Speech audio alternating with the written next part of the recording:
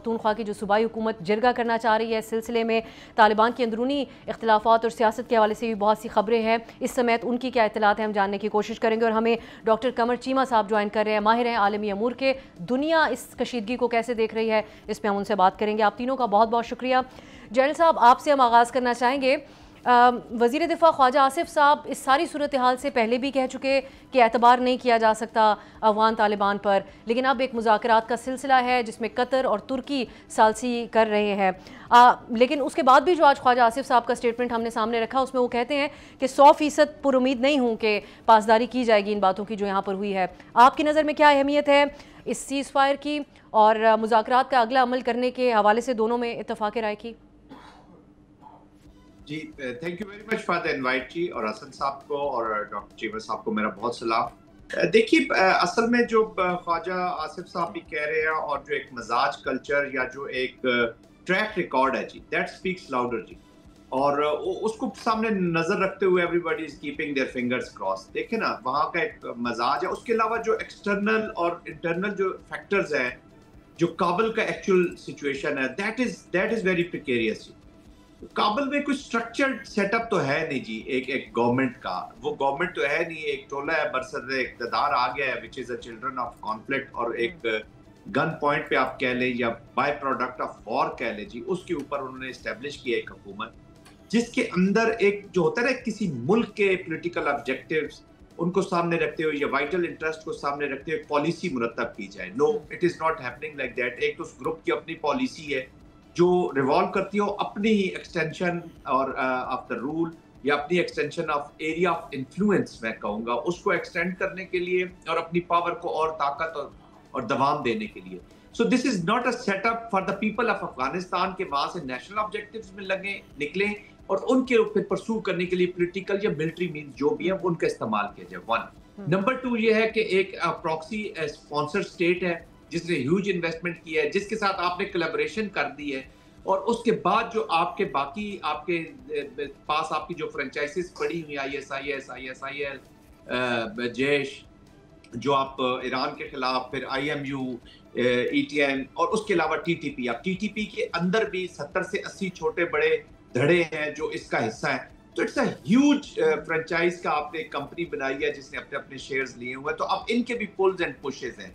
तो कहने का मकसद ये है कि अच्छा, फिर डिप्लोमेटिक या पॉलिटिकल इंटरनल प्रेशर कोई अपोजिशन नहीं है, कोई जवाबदेही नहीं है कि आपके ऊपर कोई आपकी पॉलिसी को मॉनिटर कर रहा हो। तो यूर आपका सिर्फ मॉनिटरिंग, आपने खुद ही डिसीजन करना है, आपने चीजें करनी है, और इन प्रेशर्स की वजह से तो इस वजह ये वो वजूहात है, चंद वजूहात हैं, और भी बहुत सारी चीजें, बट ये वो चंद मेजर वजूहात हैं जिनकी वजह से स्केप्टिकल है लोग अबाउट दिस सीज फायर। और स्पॉयलर्स बहुत है जी, within and without both. जी, स्पॉयलर्स को हम आगे डिस्कस करते हैं। हसन साहब, तालिबान का ये अहद कर लेना जो हमने मुल्ला याकूब का स्टेटमेंट सामने रखा है कि अपनी सरजमीन इस्तेमाल नहीं होने देंगे, इस तरह के जेनेरिक पहले भी बहुत दफ़ा स्टेटमेंट्स आ चुके हैं, लेकिन ज़बीउल्लाह मुजाहिद का भी एक पैगाम कोट हो रहा है जिसमें उन्होंने पाकिस्तान का नाम लेकर ये कहा कि पाकिस्तान हुकूमत के खिलाफ कोई कार्रवाई उसको हम सपोर्ट नहीं करेंगे।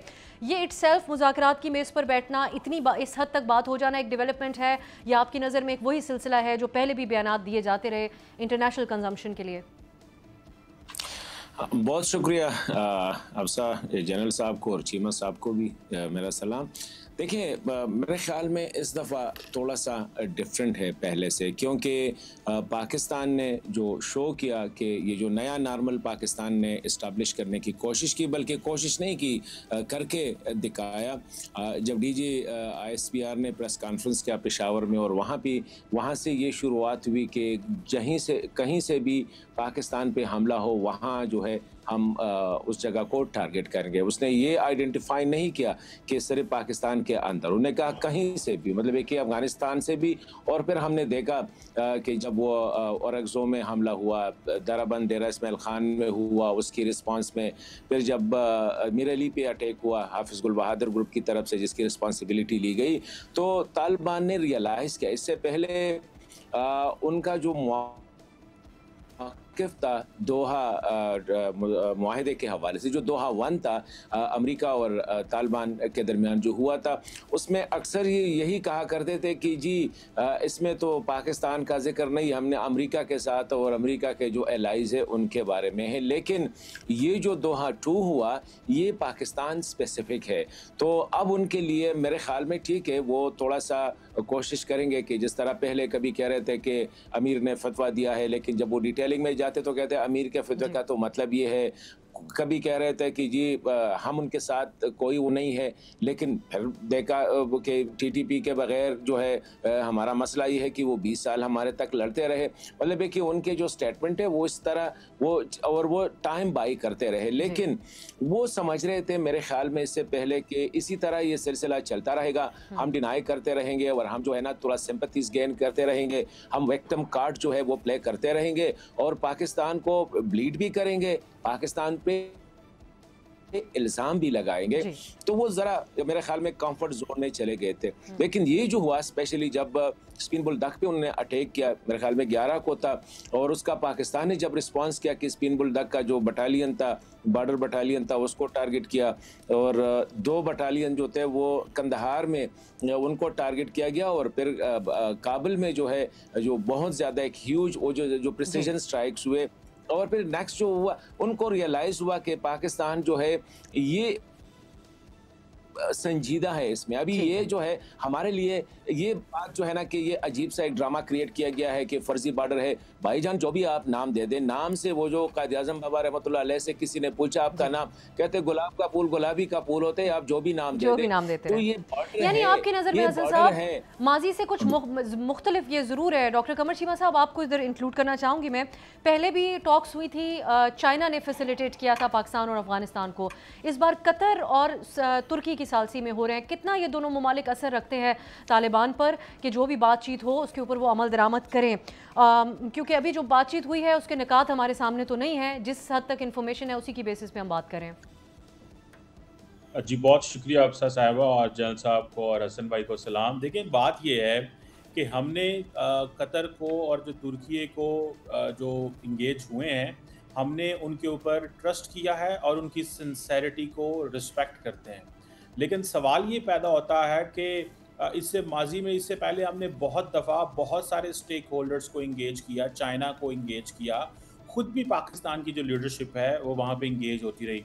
लेकिन मसला ये नहीं है, मसला यहाँ पे ये है कि इस वक्त जो मुल्ला यकूब हैं और जो शेख हैबतुल्ला हैं उनके दरमियान प्रॉब्लम है। मुल्ला यकूब अपने आप को मुल्ला उमर के बेटे समझने के नाते वो समझते हैं कि वहाँ पे इक़्तिदार पे उनका हक है, और वो ये समझते हैं कि अगर मैं अपने आप को एक रूलर या एक हीरो के तौर पे या मैं फ्रिक्शन पैदा करके अगर मैं सिस्टम में ऊपर आ जाता हूँ तो मेरे लिए ये बेहतर है। तो वो असल में मसला इंटरनल लड़ाई का है जो शेख हैबतुल्ला अखुंज़ादा साहब और मुल्ला यकूब साहब के बीच में है। उसमें चाइना भी आ जाए, तुर्की आ जाए, कतर आ जाए, पाकिस्तान आ जाए, वो अपने आप को ये समझ बैठे हैं कि शायद ये एक हेरिडेटरी चीज़ है कि मुझे भी मेरे बाप की तरह, वालिद की तरह जो है वो इंगेज किया जाए।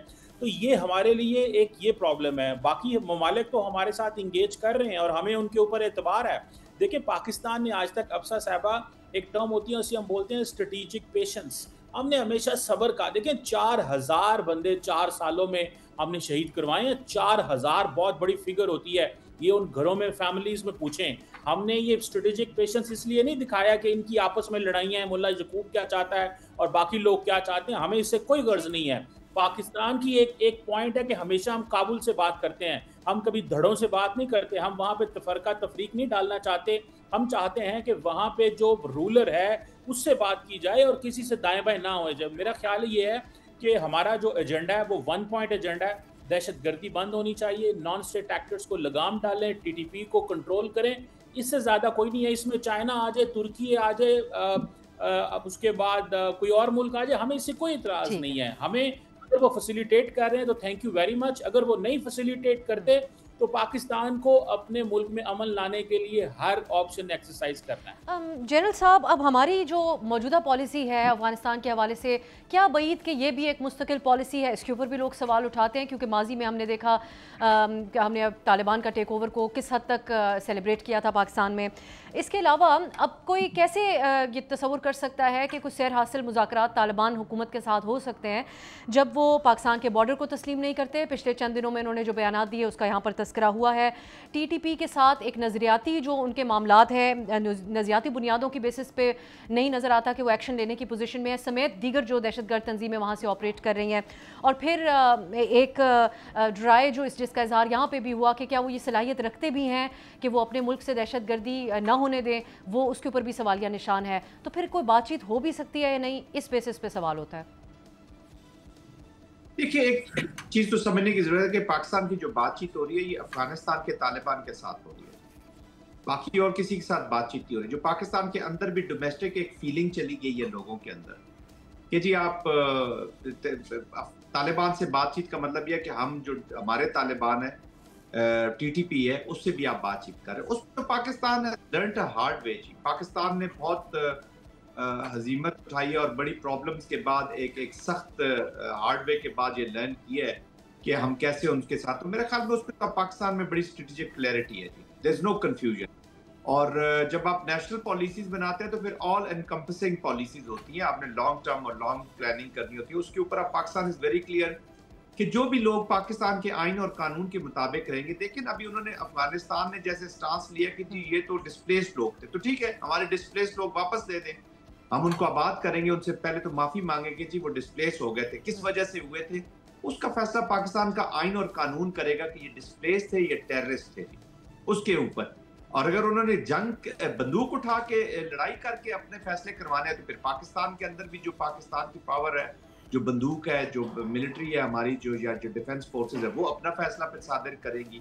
तो दिस इज देयर चॉइस कि वो किस तरीके से करना चाहते हैं। तो ये नेगोशिएशन अफगानिस्तान के साथ तो आपको रखनी पड़ेगी कहीं ना कहीं, एक चाहे वो डिफेक्टो है या डिजोरे है, उनके साथ आपको बातचीत करनी होगी।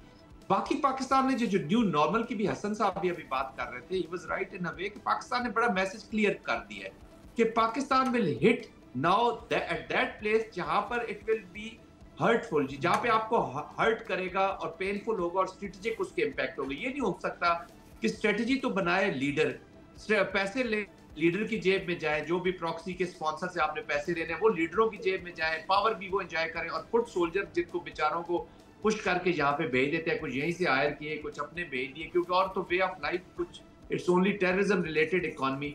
तो अभी ये पाकिस्तान वहीं पे हिट करेगा। यही मैसेज पाकिस्तान ने इंडिया को भी दे दिया है कि आप ये मत समझे कि कॉन्फ्लिक्ट कश्मीर और पंजाब के सिखों और राजस्थान के डेजर्ट में रहेगा। कॉन्फ्लिक्ट अब वहां पे जाएगा जहां आप सोच भी नहीं सकते, डीप जाएगा, अबानी और अडानी के इंडिया को हिट करेगा। तो आई थिंक पाकिस्तान ने टिक तो दे दी। अब जो पॉलिसी की आप बात करें, देखिए Pakistan will have to adopt a national prolong protected policy. एक चीज तो अभी ये पाकिस्तान में बहुत से, अब कोई ऐसा पाकिस्तान के मेनलैंड में कोई ऐसा आदमी नहीं है जो ये समझे, या कोई थिंक टैंक या ओपिनियन मेकर के जो ये समझे कि इनके साथ कंप्रोमाइज कर लें, जी इनको आबाद करें, या they will come back to a good life या गुड बिहेवियर। हाँ, स्टेज की हमारी फॉल्ट्स भी बहुत है, बहुत हमने फॉल्ट्स की हैं, उनको अब एड्रेस करने की जरूरत है। और नेशंस एक जगह मुख्तलिफ सोच पाई जाती है जनरल साहब, वो है खैबर पख्तूनख्वा की सूबाई हुकूमत और पाकिस्तान तहरीक इंसाफ। हसन साहब जो नए वज़ीर आला हैं, उन्होंने एक जरगे का मुनक्किद करने का ऐलान किया है, जिसमें वो कहते हैं कबायली अमायदीन, मशरान, नौजवान और सियासी वाबस्तियों से बालातर होकर सबको बुलाएंगे। आप इसको कैसे देख रहे हैं? आप समझते हैं कि इसके अंदर कोई पॉलिसी दे सकेगी सूबाई हुकूमत या PTI, जो भी वो सोच रहे हैं इस मामले के ऊपर? देखिए अब साहब, मेरे ख्याल में यहाँ पे मेरी नज़र में हम ये गलती कर रहे हैं। ये मसला जो है ये पख्तूनों का मसला नहीं है। It shall be clear and loud कि ये जो मसला है ये पाकिस्तान का मसला है, ये अफ़गानिस्तान का मसला है, न ये ताजिक का मसला है, उज़्बक का मसला है, हज़ारा का मसला है, पश्तून, ना इधर ये पख्तून, पंजाबी, सिंधी, बलोच या कश्मीरी का मसला है, ये रियासत का मसला है और ये काम रियासतें करती है। अभी ये कोई 16 या 15 सेंचुरी नहीं है कि जहाँ पे जो है ना अल्टरनेट आप जो ये मैकेनिज्म होते हैं जरगों से, और जरगों से ये मसले न पहले हल होते हैं न आज हल होंगे। कल मैं एक प्रोग्राम में कह रहा था कि जरगों से अगर मसले हल होते, ये अफगानिस्तान वाले तो अपने आप को जरगों का मुल्क समझते हैं, वहाँ पे ये मसाइल क्यों है? अभी तक कौन सा मसला है मुझे कोई बताए। मैं चैलेंज से कह देता हूँ without any fear of contradiction कि मुझे कोई ऐसा मसला बताए कि अभी तक जरगों से हल हुआ हो। ये पॉलिटिकल चीज़ें हैं जो खैबर पख्तूनख्वा की हुकूमत अनफॉर्चुनेटली इस मसले को पॉलिटिसाइज कर रही है।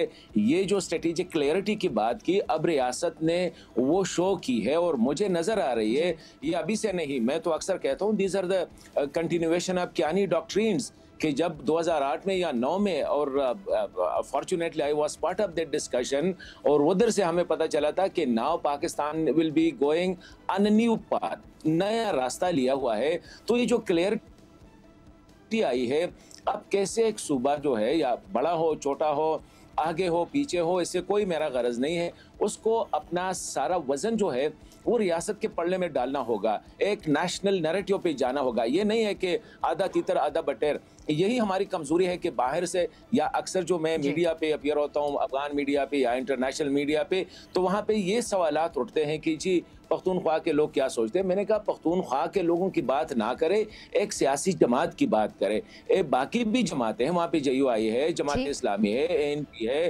पीपल्स पार्टी है। ये तो नहीं है कि खैबर पख्तूनख्वा में एक यूनिफॉर्म पॉलिटिकल अप्रोच है।